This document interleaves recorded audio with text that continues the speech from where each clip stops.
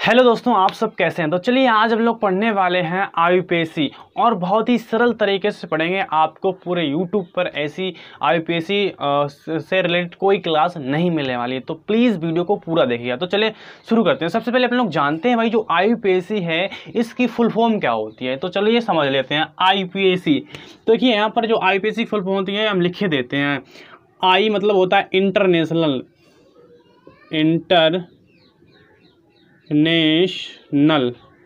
ठीक है, international union of pure and applied, क्या होएगा, अप्लाइड केमिस्ट्री। ये इसकी होती है फुल फॉर्म। इसको ये किसकी फुल फॉर्म है, आईयूपीएसी की फुल फॉर्म। एक तरीके से और कहते हैं मॉडर्न सिस्टम, और कहते हैं क्या चीज, मॉडर्न सिस्टम। ठीक है, इस चीज को याद रखें। अब इसे एक तरीके से मॉडर्न सिस्टम और कहते हैं, आईयूपीएसी को क्या बोलते हैं, मॉडर्न सिस्टम। ये चीज आपको याद रखनी है। अब चलिए थोड़ा आगे चलते हैं अपन लोग इसी में। इसमें आईयूपीएसी अपन लोग बिल्कुल बेसिक लेवल से यानी कि जीरो लेवल से पढ़ने वाले हैं, और एक एक चीज को बिल्कुल ध्यान से समझना। ठीक है, और मैं वादा करता हूं आपको केमिस्ट्री सीखने से कोई नहीं रोक सकता। आपको बस 2 से 3 दिन लगेंगे, आप केमिस्ट्री सीखने और समझने लगेंगे। आपको हर एक चीज समझ में आने लगेगी। तो चलिए सबसे पहले इस टेबल को देख लेते हैं और इसको आपको याद कर लेना है, और मैं तरीका बताता हूं आपको किस प्रकार से इसे याद करना है। यहाँ पर देखिएगा, सबसे पहले मैंने लिख रखा है SN। SN का मतलब होता है सीरियल नंबर, या फिर हिंदी में क्या बोलेंगे, क्रमांक संख्या। हाँ, एक चीज याद रखें, हिंदी वाले बच्चे हों या फिर इंग्लिश वाले, आप लोगों को लिखना इंग्लिश में ही है, क्योंकि आईयूपीएसी को इंग्लिश में ही लिखा जाता है ज्यादातर।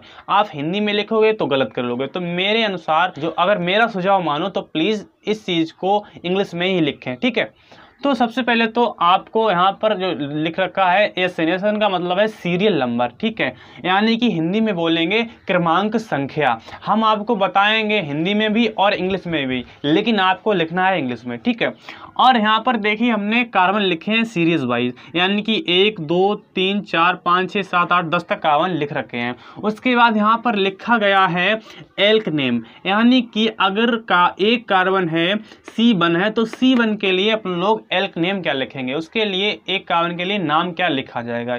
ये तो इसका हो गया मतलब। इसके बाद यहाँ आया बॉन्ड नेम। अब बॉन्ड नेम से क्या मतलब होता है, जैसे कि बात करी जाए, अगर कार्बन कार्बन के बीच में, अगर कार्बन कार्बन के बीच में, जरा समझिए यहाँ पर, अगर कार्बन कार्बन के बीच में इस चीज को, ये सिंगल बॉन्ड है। आपने पीछे की वीडियोस नहीं देखी है तो सबसे पहले पीछे की वीडियोस देख के आए, या फिर हम इस वीडियो के डिस्क्रिप्शन बॉक्स में उन वीडियोस का लिंक डाल देंगे। ठीक है, या फिर आई बटन पर भी आप क्लिक करके देख सकते हैं। उसके बाद यहाँ पर हमने बोला कार्बन कार्बन के बीच में, कार्बन कार्बन के बीच में अगर ये सिंगल बॉन्ड है, इस चीज को सिंगल बॉन्ड कहते हैं। अगर सिंगल बॉन्ड है तो इसके लिए अपन लोग नाम लिखते हैं ANE। क्या लिखेंगे, ANE, एन नाम लिखेंगे। क्या लिखेंगे, एन। इस चीज को याद रखें। ठीक है, और उसके बाद अगर कार्बन कार्बन के बीच में डबल बॉन्ड है, क्या है, कार्बन कार्बन के बीच में अगर डबल बॉन्ड है तो उसके लिए अपन लोग क्या लिखेंगे, उसके लिए लिखेंगे इन, यानी कि ये देखिए कार्बन और कार्बन के बीच में डबल बॉन्ड है तो उसके लिए अपन लोग लिखेंगे इन। ठीक है, अगर यहाँ पर कार्बन और कार्बन के बीच में, कार्बन और कार्बन के बीच में ट्रिपल बॉन्ड है तो उसके लिए लिखे लेंगे अपन लोग आयन, YNE, आयन। अब इस चीज को जरा और समझिएगा, यहाँ पर अपन लोग क्या बोला, बॉन्ड नेम। इसको एक नाम से और जानते हैं, प्राइमरी सफिक्स। क्या, किस नाम से, प्राइमरी सफिक्स के नाम से और जाना जाता है। और प्राइमरी सफिक्स को हिंदी में बोलते हैं प्राथमिक अल्लग्न। क्या बोलेंगे, प्राथमिक अल्लग्न। ये करता क्या है, यौगिक में कार्बन कार्बन के बीच में जो बॉन्ड होता है उसको व्यक्त करता है। यानी कि जैसे कि बात करी जाए, यहाँ पर कार्बन कार्बन के बीच में जो बॉन्ड है इसको व्यक्त करता है। इसको व्यक्त करता है कौन, प्राइमरी सफिक्स। यानी कि जो प्राइमरी सफिक्स है, कार्बन कार्बन के बीच में जो बॉन्ड है इसको क्या करता है, व्यक्त करता है। अब चलिए अपने लोग एक एक चीज सीखने वाले हैं, बिल्कुल बेसिक तरीके से, बिल्कुल बेसिक लेवल से। तो चलिए आगे चलते हैं। तो आपको पहली हेडिंग लगा लेनी है सैचुरेटेड हाइड्रोकार्बन का आईयूपीएसी नाम, यानी कि सबसे पहले अपन लोग सैचुरेटेड हाइड्रोकार्बन का अपन लोग नामकरण करने वाले हैं। सैचुरेटेड को हिंदी में बोलते हैं संतृप्त हाइड्रोकार्बन, या फिर इंग्लिश में बोला जाएगा सैचुरेटेड हाइड्रोकार्बन, ठीक है, और हिंदी में संतृप्त हाइड्रोकार्बन। बात एक ही है, समझाएंगे और आपको लिखना लेकिन इंग्लिश में, ये चीज़ ध्यान रखें। तो चलिए अपन लोग शुरू करते हैं सैचुरेटेड के आईयूपीएसी नामकरण। इस चीज़ को अपन लोग एल्केन भी बोल सकते हैं, क्या, एल्केन, ठीक है, इस चीज़ को याद रखें, एल्केन। अब एल्केन के लिए अगर नॉर्मल फार्मूला की ज़रूरत है तो अपन लोग क्या लिखेंगे, एल्केन का नॉर्मल फार्मूला। तो उसके लिए अपन लोग लिखते हैं CnH2n+2, ये एल्केन का नॉर्मल फार्मूला है, ठीक है। अब जैसे कि बात करी जाए, n बराबर हमारे पास 2 हैं, क्या, n बराबर 2 हैं। तो देखिए अगर C, अब n की वैल्यू क्या है 2, तो हमने n की जगह पर क्या लिख दिया 2, ठीक है। तो यहाँ पर H और उसके बाद 2, ठीक है, और n है ना तो मल्टीप्लाई हो जाएगा तो 2, और उसके बाद बोला गया 2 यानी कि प्लस में। अब यहाँ क्या होएगा, 2 दूनी 4 और 2 6, यानी कि ये इसको गुणा करना है और इसको जोड़ देना है, 2 दूनी 4 और 2 6। तो यहाँ क्या आ जाएगा C2H6, ये होता है एल्केन के लिए नॉर्मल सूत्र, यानी कि नॉर्मल फार्मूला, ठीक है। ये तुमने आपको बता दिया, इसकी कोई खास ज़रूरत नहीं है। तो चलिए अपन लोग पढ़ने वाले क्या हैं, अपन लोग पढ़ेंगे क्या, आईयूपीएसी नामकरण पढ़ेंगे। तो चलिए शुरू करते हैं। मान लीजिए हमारे सामने CH4 लिख रखा है, क्या चीज़, CH4, ठीक है। अब इसका हमें आईयूपीएसी नामकरण करना है, यानी कि आईयूपैक नेम बताना है। तो हम कैसे बताएंगे, CH4 के लिए क्या लिखेंगे, सबसे पहले आपको करना क्या है, आपको देखना है कार्बन, ठीक है। कार्बन के बाद आपको देखना है बॉन्ड, और आपस को दोनों में जोड़ देना है और उसके बाद उसका नाम लिख देना है। अब देखिए कैसे लिखेंगे हमें क्या करना है, सबसे पहले देखना है एल्क देखना है, ठीक है। हम एल्क लिखेंगे, उसके बाद लिखेंगे बॉन्ड, ठीक है। सबसे पहले एल्क लिखेंगे, फिर उसके बाद लिखेंगे बॉन्ड नेम, और यहाँ पर एल्क नेम, ठीक है। तो यहाँ पर भी हम n बना देते हैं, इस चीज़ को ध्यान तरह समझिएगा, प्लस, ये प्लस का साइन है।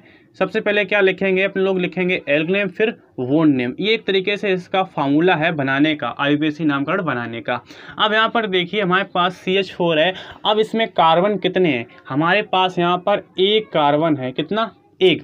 अब एक कार्बन के लिए अपन लोग सबसे पहले लिखेंगे एल्क नेम, उसके बाद लिखेंगे बॉन्ड नेम। अब एक कार्बन के लिए एल्क नेम क्या होगा, मेथ होगा, या C1 के लिए क्या बोलते हैं, मेथ बोलते हैं। तो यहाँ पर हमने लोगों ने लिखा मेथ, क्या लिखा, मेथ, ठीक है। उसके बाद यहाँ पर बॉन्ड कैसा, यानी कि चारों तरफ से हाइड्रोजन जुड़ी हुई हैं, यानी कि चारों तरफ से हाइड्रोजन लगी हुई हैं। तो हम यहाँ पर क्या मानेंगे, सिंगल बॉन्ड मानेंगे। तो इस हिसाब से अगर सिंगल बॉन्ड हो तो सिंगल बॉन्ड के लिए क्या लिखा जाता है, एन लिखा जाता है। तो प्लस हमने क्या लिख दिया, एन लिख दिया। अब इस हिसाब से इसका क्या नाम होएगा, मेथ एन। अगर इन्हें जोड़ें तो क्या हो जाएगा, मेथेन, क्या होगा, मेथेन। ये चीज़ नामकरण में तुम्हें अप्लाई करनी है, ठीक है। ये मेथेन हो गया। अगर यहाँ पर हमने लिख दिया CH3 और CH3, अब इसके लिए अगर हमें लोगों को आईयूपैक नेम करना हो तो अपन लोग क्या करेंगे, इस चीज़ को हमें ज़रा बताने की कोशिश करो। तो सबसे पहले तो अपन लोगों को करना है कार्बन को काउंट, क्या करना है, कार्बन को काउंट करना है। तो 1, ठीक है, और 2, कितने कार्बन आए, 2 कार्बन। अब 2 कार्बन के लिए अपने लोग सबसे पहले इसका क्या लिखेंगे, एल्क नेम लिखेंगे, और फिर उसके बाद लिखेंगे बॉन्ड नेम। तो 2 कार्बन के लिए एल्क नेम होगा हमारा ईथ, ठीक है।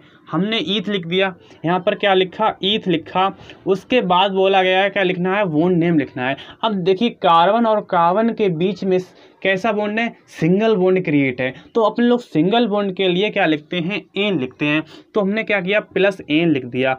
अब इस हिसाब से अगर इसका पूरा नाम लिखें तो क्या हो जाएगा, इथेन, क्या बोलेंगे इसे, एथेन, ठीक है। ये तो इसका नाम हो गया। अब चलते हैं थोड़ा और आगे। मान लीजिए हमारे पास कुछ इस प्रकार की चेन है और वो लंबी भी है, ठीक है। तब अपन लोग क्या करेंगे, जरा देखिए, बहुत सरल है, इसमें कुछ भी नहीं है, बस आपको एक बार समझ लेना है और आप फिर अपने आप से नाम को कर पाएंगे। यहाँ पर देखिए सबसे पहले हमें क्या करना है, कार्बन को काउंट कर लेना है। अब कार्बन को काउंट कर लेते हैं, 1 2 3 4 5, यानी कि हमारे पास जो चेन आई वो कितने कार्बन की, 5 कार्बन की आई। तो हम लोग 5 कार्बन के लिए क्या लिखेंगे, 5 कार्बन के लिए एल्क नेम लिखेंगे पेंट। तो हमने लिखा पेंट, क्या लिखा, पेंट लिखा, उसके बाद प्लस बोला है क्या लिखना है, बॉन्ड नेम लिखना है। अब देखिए कार्बन कार्बन कार्बन के बीच कैसा बॉन्ड है, सिंगल बॉन्ड है। अब अपन लोग सिंगल बॉन्ड के लिए लिखते हैं एन, तो बस आपको क्या लिखना है, एन लिख देना है।